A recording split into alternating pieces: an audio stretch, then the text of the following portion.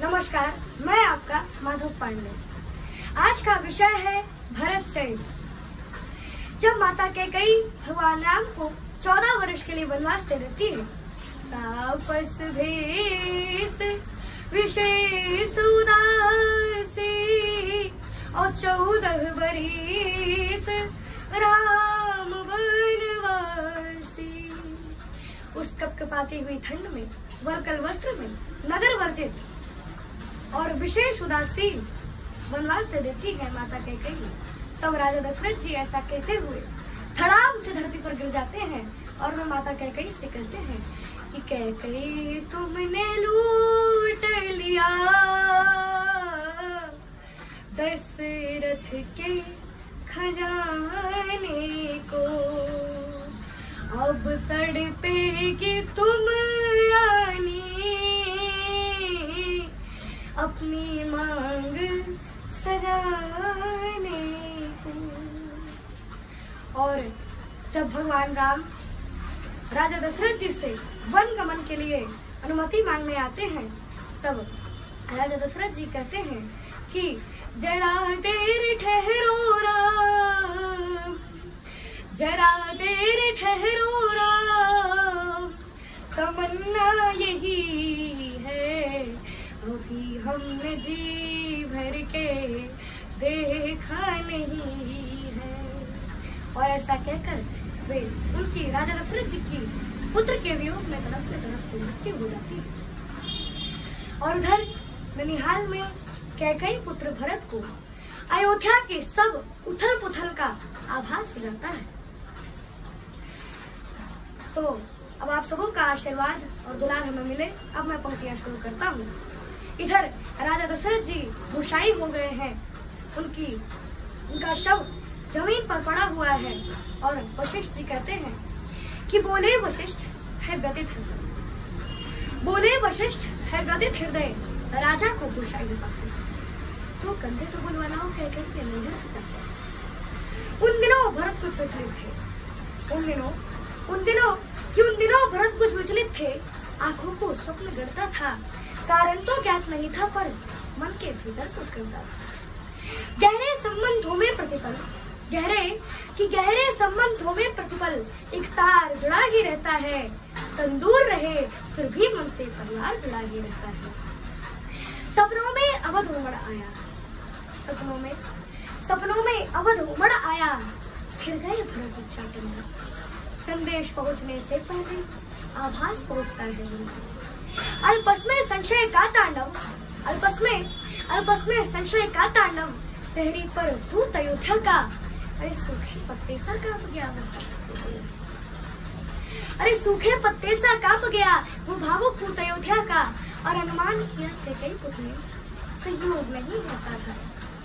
भरत जी ने सोचा कि अयोध्या में कुछ तो गलत हुआ है, तभी ये संदेश वहां का आया है कि अनुमान किया कैकेयी पुत्र ने संयोग नहीं है साधारण। पहले तो पूछा कुशल क्षेम, फिर पूछा आने का कारण। ये दूत कर्म था कठिन, इस दूत का कार्य बहुत ही कठिन था।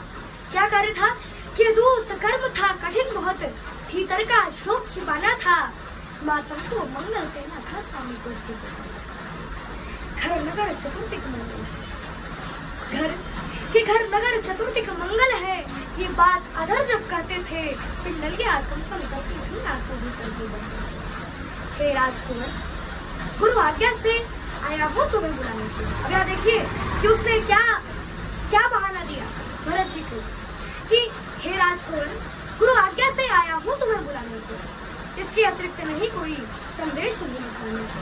चल दिए भरत इतना कहते रिपुदमन सहित, चल दिए भरत रिपुदमन सहित, निर्नाद दौड़ता था सिरनन की गति से आशंका और आशा का जलधारण और आशंका जब किया प्रवेश।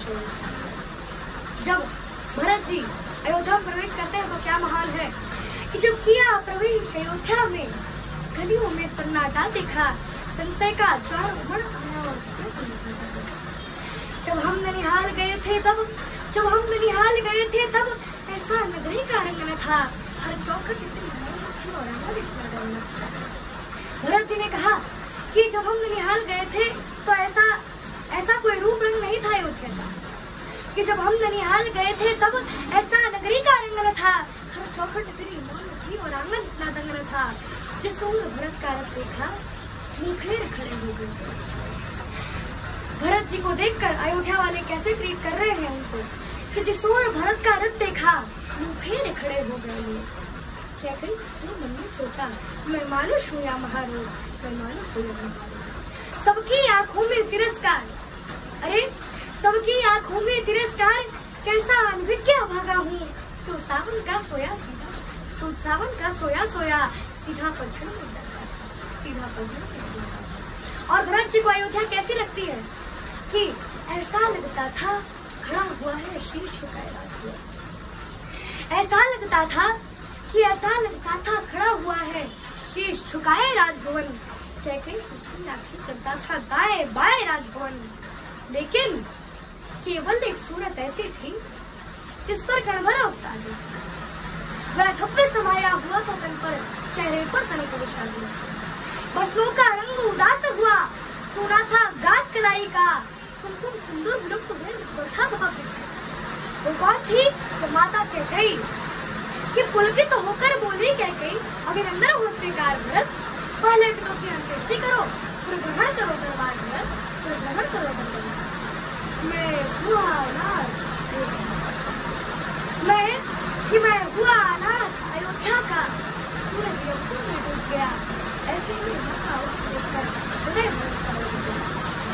ज्ञानी शब्दों से घटना था, ज्ञानी शब्दों से घटना का बस इंगित पाया करता है और भीतर का कि भीतर का सस्तु वक्ता का आचरण सुनाया करता है।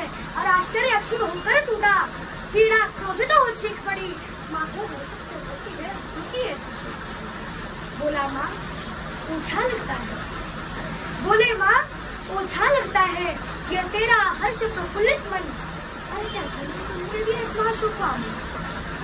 उन्माद परे रखकर सबने वात्सल्य उड़ने लगी प्रिया,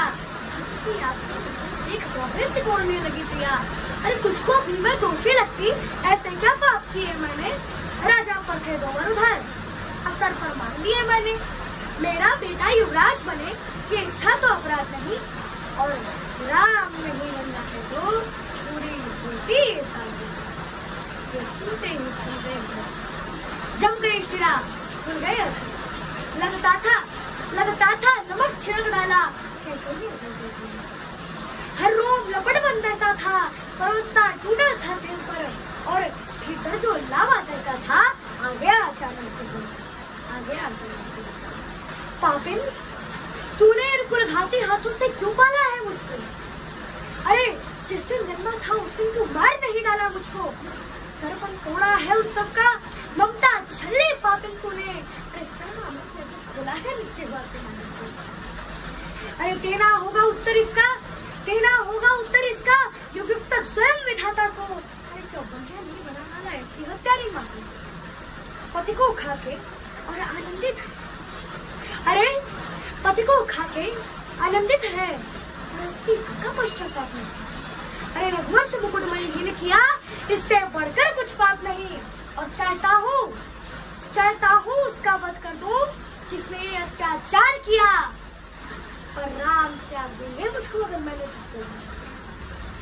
एक क्षण आंखें नम होती थी, एक क्षण भ्रुकुटी चढ़ जाती थी, व्यक्त भरत का मन करती भाषा थोड़ी पड़ जाती थी, और चल दिए भरत कितना कहता, इस द्वार न आऊंगा अब मैं, अपराधिन सुन तेरा ये मुख अब देख न पाऊंगा अब मैं, देख न पाऊंगा अब मैं। और अब इस घृणा को मैं करुणा के रूप में बदल दूं तो आप लोगों का आशीर्वाद मिले कि संतति के सुख की चाहत में नवधरा एक कर जाती है। संतति के सुख की चाहत में नवधरा एक कर जाती है, पर बेटा आसमानी कदे माउशर नहीं। सासों के चलने पर कर्तव्य देखिए कि माता कैकेयी का क्या हाल हो गया है कि सासों के चलने पर करती संदेह रह गई कैकेयी। जब भरत देहरी लांग चले तब देह रह गई कैकेयी, भर गया कंठ तक ग्लाड़ी बोध, चलती सांसें दुख देती थी, रोते रोते अपने केशों को मुट्ठी में भर लेती थी, और होकर हो होकर व्यथित हथेली से, अभी आखिरी पंक्तियां है कि हो होकर व्यथित हथेली से मुख से ढांकने लगती है। अरे उसका पुत्र संकट में लेखनी पाते लगती है, उसका पुत्र संकट में लेखनी पाते लगती है। बहुत बहुत धन्यवाद, आभार। जय जय श्री राम।